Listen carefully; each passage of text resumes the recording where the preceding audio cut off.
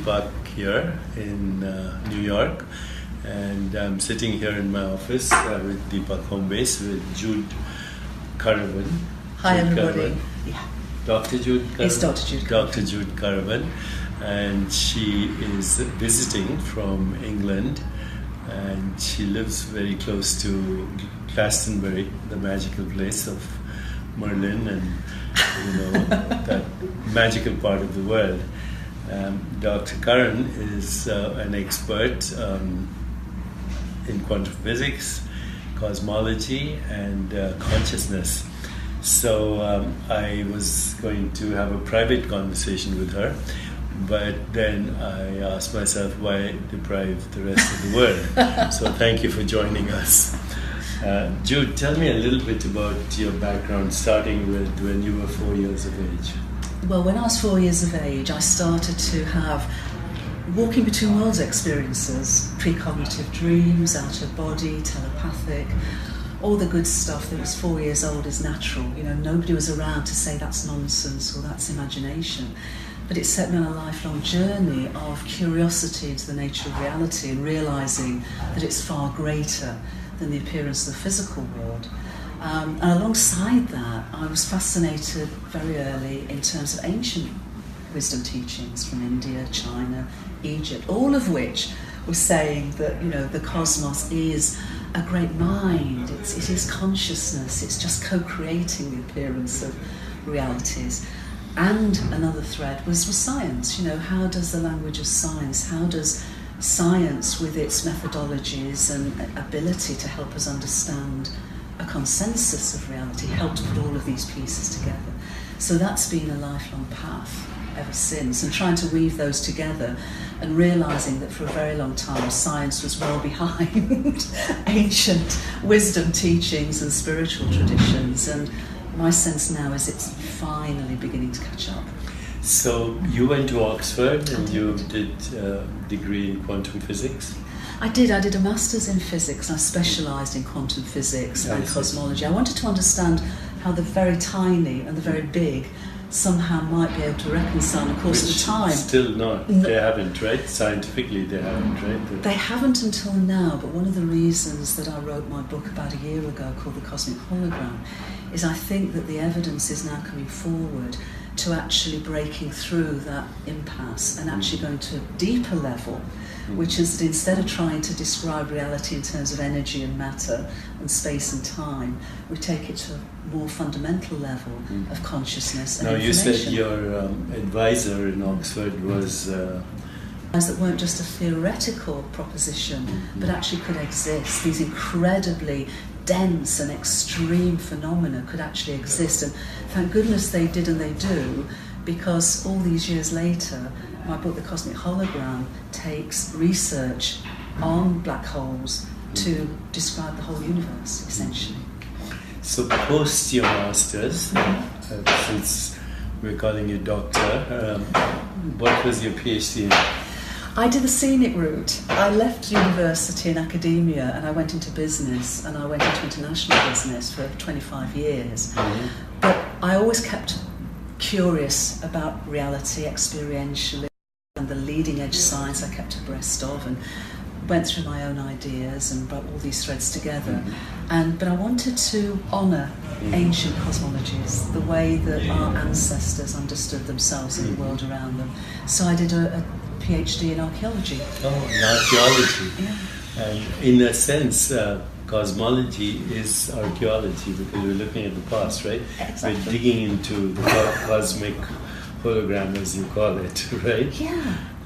But one more thing is, do you have your book here by any chance? I don't, but Is it in your bag? Or? It isn't in my bag, but I did give you a copy some time ago, so you might have it somewhere around, or Tayana might be able to find it. Maybe our friend here can find it. Her book, The Cosmic Hologram. Have you got a copy of it? Okay, No, so we maybe can figure it's it out. Here. But otherwise, guys, this is your chance to pick it up. It's available on Amazon. Of course, yeah. And I'm going to read it now. I haven't read it, sorry. Not a problem. But I will, but do pick it up, and I'm sure it's online too, right? It's on Amazon. And okay, good. So tell us about the book, actually. It took 60 years to write. Okay. I wanted to write it for 60 years. Right. And the evidence wasn't there, because what I was realising, both from when I was at Oxford and ongoing, is that quantum physics of itself isn't enough to explain the nature of physical reality, and nor is relativity theory. Quantum physics describes energy and matter. Relativity theory describes space and time. And as you say, they've never been able to be reconciled. So let's go a little before we go into the book also. Would you say that subatomic particles, even though people think about them as material entities, because they're units of mass and energy, that actually they are human constructs for modes of knowing. Nobody's ever seen a subatomic particle, or what you see on tracks, right? Absolutely. So when you do these smashings in Hadron Collider, and you see something, and you decide to call it a Higgs boson, by the time you call it a Higgs boson or anything, it's not there. It's gone. It's gone. Yeah. So it's a momentary appearance of an energetic particle. I think that's really helpful, but I don't think it goes far enough. Oh, good. And I think the problem is what we understand as energy and matter.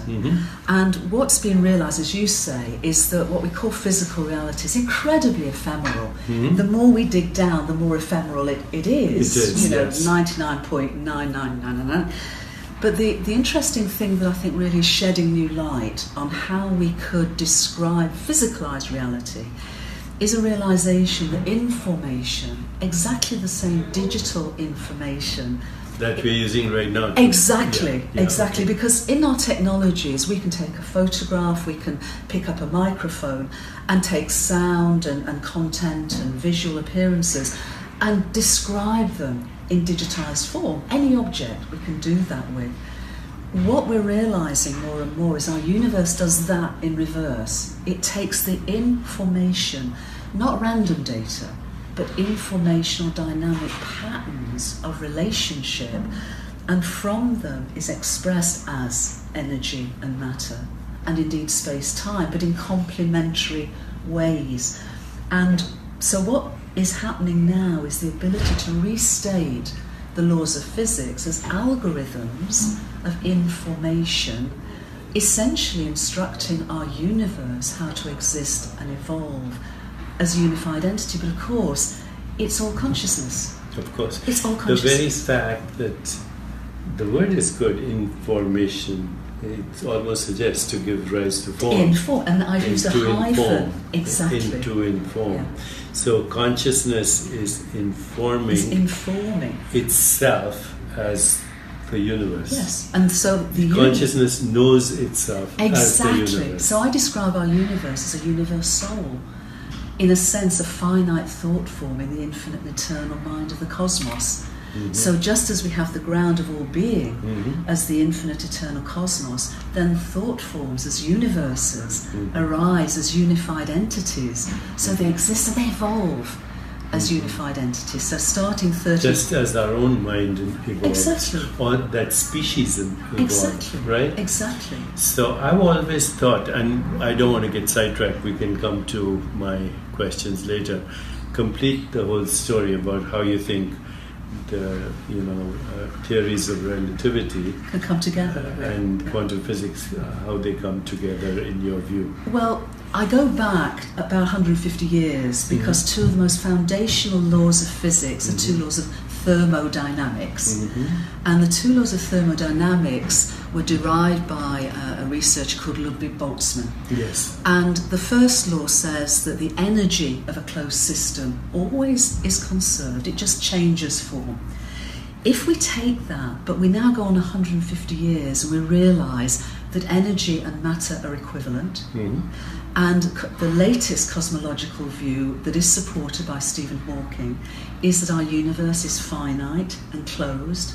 So we can restate that first law of thermodynamics and most importantly still, that we can say that information can be expressed as energy and matter. We go from the energy of a closed system is conserved through to a first law of information or infodynamics, that the energy matter of our universe is conserved. So what you're saying is information is never lost. Are you saying that? When it's expressed as energy and matter, it just gets changed around. But that isn't enough, because why are the two laws of thermodynamics? I mean, Einstein always said the universe is as simple as it can be, but no simpler. So why two? And it's crucial, because that first law, in describing information as energy matter, is essentially a simple version of quantum physics, because that's what it does. The second law, though, is key, because the second law of thermodynamics started by saying that the entropy of a closed system always increases through time. And at Boltzmann's era, entropy was considered to be the microstates of a system, not order, disorder, but the number of microstates. So, for example... But then explain... Sorry to interrupt. No, that's But see, entropy is a one-way street, but it's punctuated by life forms. And that's part of the misunderstanding, because this idea of syntropy and negentropy was coming from this sense of order, disorder. So a human body is ordered, syntropy. Chaos is disordered, negentropy. But it misunderstood Boltzmann's original perception, which is we're not talking about order, disorder. We're talking about simplicity and complexity. Good. And we're talking about the increase now entropy understood as information entropy, as the informational content of a system. So we start with the second law, the entropy of a closed system always increases through time. We then look at relativity, which equates space and time. We then recognise our universe as a closed system. We then recognise it began in its simplest form, its lowest informational entropy. And that informational entropy has been increasing every moment as complexity, as evolution. Because the first law allows our universe to exist, the second allows it to evolve. And it's actually describing entropy as informational entropy, which essentially always increases through space-time, and that's a simple description of relativity theory. So when we do that and we restate those two laws from thermodynamics to infodynamics, the first law is about quantum, the second's relativity, but both of them are described in much more foundational ways as information expressed as energy matter, always conserved, informational entropy as the informational content of our universe, complexity, evolution, and the flow of time. And when you add the hologram to that, what we have 13.8 billion years ago, instead of a big bang, is a big breath. It's the out-breath of Brahman. It's... And then the black hole is the opposite, is the out-breath. So much. Are we going in the direction of out-breath too, when we go into a singularity ultimately? That's not what the cosmology is suggesting. The cosmology is showing that the geometry of space is incredibly flat, and the way that space is expanding suggests that rather than a crunch or back to a singularity, what's most likely to happen is that out-breath, like a bubble. You know, when a bubble comes to the end, it just dissipates into the air. Maybe our universe and all its knowledge, all its experience just goes into cosmic plenum. Into cosmic what? Into the cosmic plenum. And the cosmic plenum, but even there it exists as a probability or possibility for recycling. Yes, you know. So the universe reincarnates. And many different universes. It's the grandest sense of reincarnations you could ever have a sense of. So this is what your book is about. It is. You guys better read the book and listen to this conversation over and over again. If you like it, press like and share it with your friends, because I don't know when I'm going to meet Jude again, and this is a great opportunity. So now let's go back a little bit further into this whole thing. Do you want to say anything more about your book first? No, just to say it's the first of a trilogy, because we talk about understanding, experience, embodying unity awareness. Mm-hmm. So this really just gets over with the evidence over the bridge from duality to essentially non-duality, Mm-hmm. to from the appearance of separation Mm-hmm. to unified reality and unity awareness. So what you're actually postulating is the final unified field theory, in a sense. Yeah. As consciousness, the Yeah. consciousness isn't something we have, it's what we're How all receptive are traditional cosmologists? Because they call me names all the time, including Brian Cox. And hi, Brian, I'm going to send you this video. I'm going under the radar, Deepak. Okay. No, and it's by a fellow Britisher. Absolutely. So, Hi, Brian. There you are. Okay, good, Brian. And the two of you should meet, Brian. You should have Jude on your show, which is a great show anyway. I'd love to do that, Brian, because I really love what you do, but I think this really could be a game changer. Correct. Could be a game changer. Okay, so let's go a little further. Mm-hmm. We say consciousness, and right now you're talking about cosmic consciousness as the plenum, Yes. or the ground of all ground existence, the ground of being. But human consciousness right now, we are humans, Sure. Which is the category of consciousness. Sure. And I've always thought of other species, including plants, including this plant, or other species, from microbes to all the animals, as species of consciousness. What do you think of that term? Well, going back to what I said, that in my view, what this is showing, what I've written in the Cosmic Hologram, or what the evidence is showing across all scales of existence and many, many different fields of research, is that consciousness isn't what we have, it's literally what we and the whole world are. Now, we can widen that to say mind. And of course, many folks and leading edge scientists have said, our universe isn't a great thing, it's a great mind. Big thought. Exactly, it's a great thought. And so that's what the evidence is really pointing to. So if our universe is a great thought, then essentially we are microcosmic co-creators of its evolving intelligence. And everything that manifests has universal worth, has a sacredness because of that manifestation as part of a universe. So all sentient beings, which is an Eastern term, Yes. are species of consciousness. I would say our entire universe is mind, and then consciousness becomes a discussion of levels of awareness and self-awareness within that. Yeah, but also the awareness in other species. Very right? much, absolutely. Because yes. maybe they don't have reflective awareness as we do. But they are. They're part of this great thought. Therefore, of course, they are.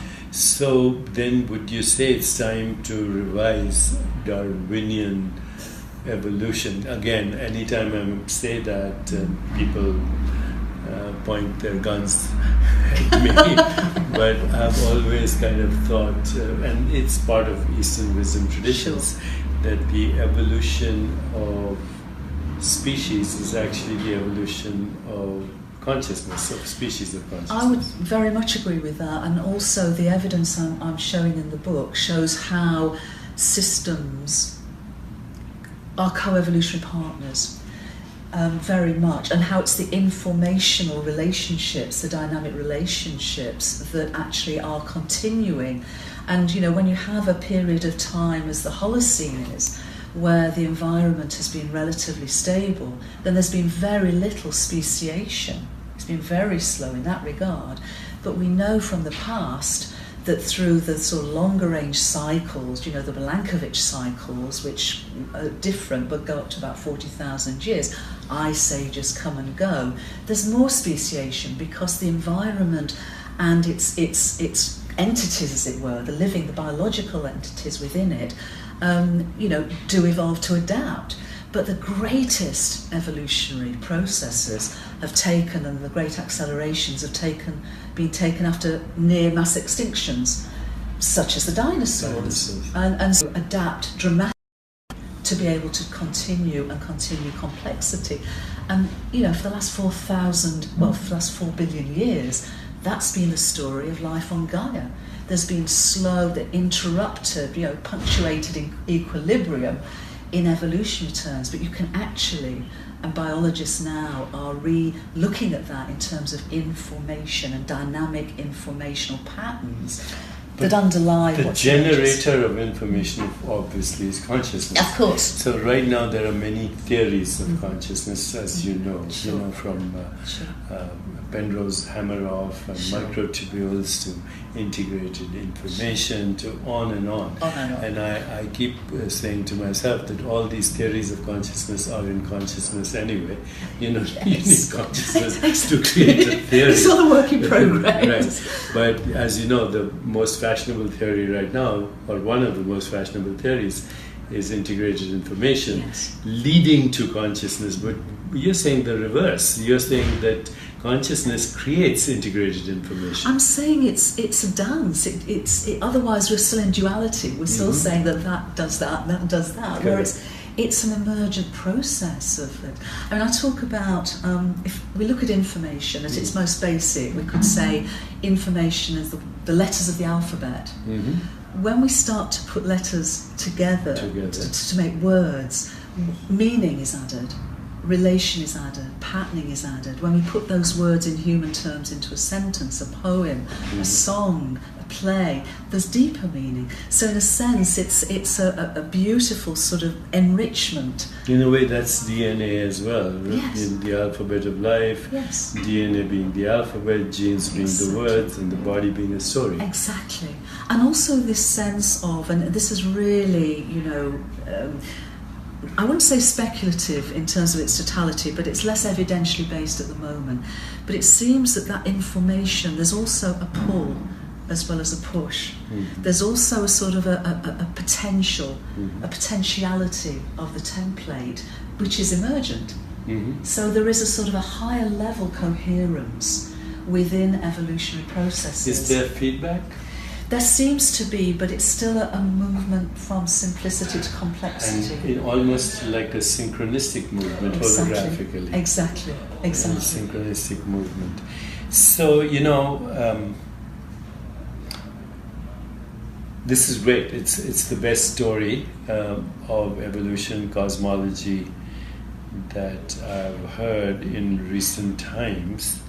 But it's still a story. Would you agree that all stories, including scientific stories, are models? They're not ultimate reality, although they point to the ultimate reality. Yeah, I think all of this is a work in progress. I think one thing that is important now is that we've had this dichotomy between spiritual traditions and that deep sort of inner knowingness of interconnectedness, and yet a mainstream scientific paradigm that said, no.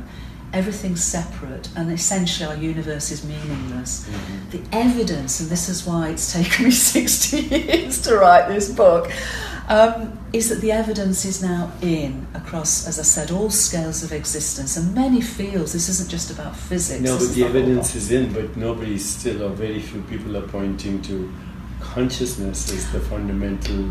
But this is what the book does. And so what I'm hoping is that by bringing the scientific evidence that now does reconcile with spiritual traditions, that we can literally, instead of coming from a place of separation and trying to find some ways of coming together, we could turn around and say, actually, our universe is a great thought within an infinite cosmos, unified reality. So how do we understand, experience, and embody unity awareness? Because I'm a healer as well, and I know that all our, the Sustainable Development Goals that the UN put together, which is an amazing achievement, are attempts to deal with our dysfunctional behaviours that are themselves symptoms of our collective dis-ease of a fragmented perspective.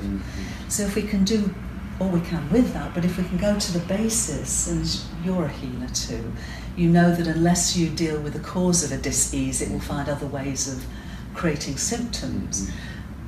This hopefully could be a game changer of actually healing our fragmented perspectives. And it is a point too, it is a work in progress. But for the first time, scientific evidence is so compelling that information and therefore consciousness is the grounding of everything. And the appearance of our universe emerges as a co-creative, dynamic existence and exploration and experiencing evolving intelligence. It's beautiful. Now let me share with you something that I try with other people, and I'm not going to experiment with you, but I'm just You're not going to sort of hurt me, are you? I'm not, but you know, if I ask somebody, what's this? They'll say it's a candle. If I ask them, what is this? They'll say it's a plant. What's this? A watch. This is a hand. And this is a shirt. This is a body. This is a nose. This is a face. But before we can say that, point to this object, before we can do that and call it a candle, it's an experience. Yeah. And of course it's an experience in consciousness. Yeah. And as the experience we call seeing, this is just a shape and a color and a form. Yeah. Right? Yes. The word candle is a human construct for that experience. Yeah. Okay? This is similarly as seeing, it's a shape, a color, a form. The word candle, the word watch or the word hand is a human construct for that experience. Yes.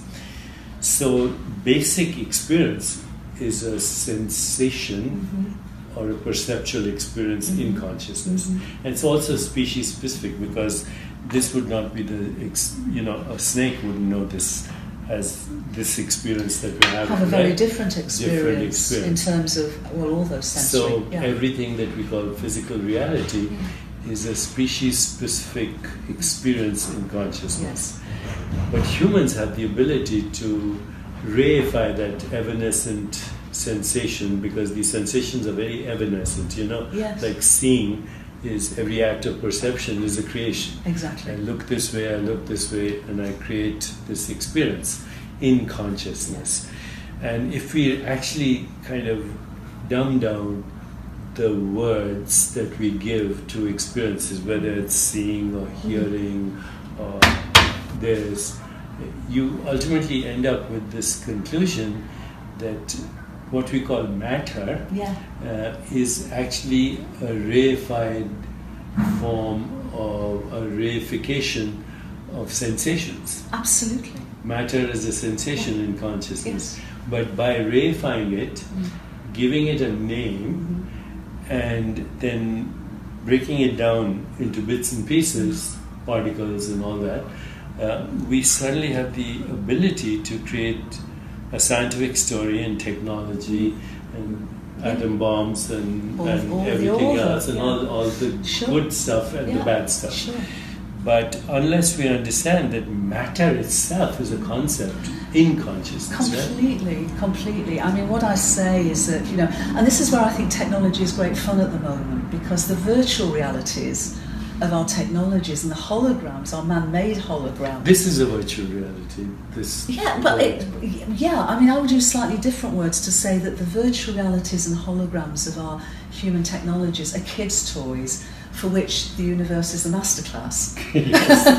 Yes, very nice. How about the human brain?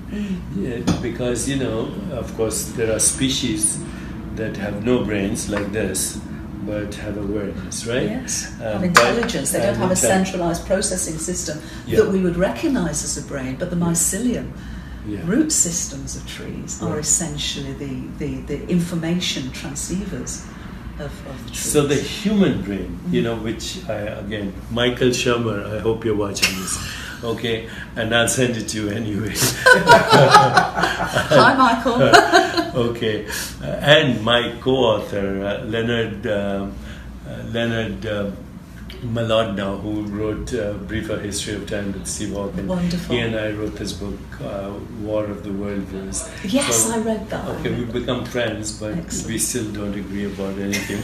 So, Michael, I'm going to send you this video, and I'm also going to send it to you, Leonard. And I'll want your reaction. But what I was going to say right now is that coming back to the brain, the human brain, my knowledge of the human brain is derived in the same way as my knowledge of this. Right? Yeah. The human brain is a perceptual experience. And the word brain is a human construct for another mode of knowing and experience. Yes, it is. And it's interesting, of course, that in cosmological terms, we talk about the holographic boundary of what the appearance of our universe is as a brain, B-R-A-N-E. And of course, a friend and colleague of ours, Bruce Lipton, talks about the membrane of cells as where the sort of the informational transceiving is. So it all, it all connects in that regard. But as you know, in the field of consciousness, including Anil Seth, I hope you're watching this, and if you're not, I'll send it to you. So Anil Seth is in Surrey, University of Surrey. He did a brilliant talk at TED of how the human brain creates a controlled hallucination that we call the universe. But actually the brain, the body, and the universe are a unified experience in consciousness, right?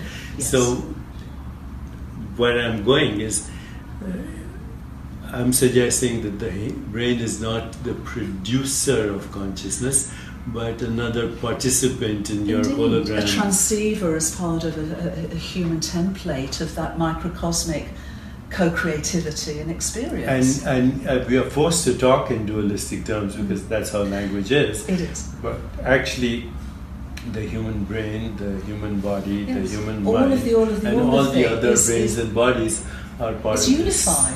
this unified, evolving system in consciousness. Exactly. Well, if you haven't had a good experience by right now, then I would say your humanity is incomplete. Okay. I didn't say that. So you need to read the book, and you need to listen to this over and over again, and see it over and over again. And Jude, it's a great privilege to meet you, but we shall meet again. I have a conference every other year called Sages and Scientists, and I'm putting it together now, so I'll be reaching out to you. That would be wonderful. I'd love to be part of that. Thank you. Thank you very much. Thank you, Deepak. Thanks everyone. Thanks, Tim.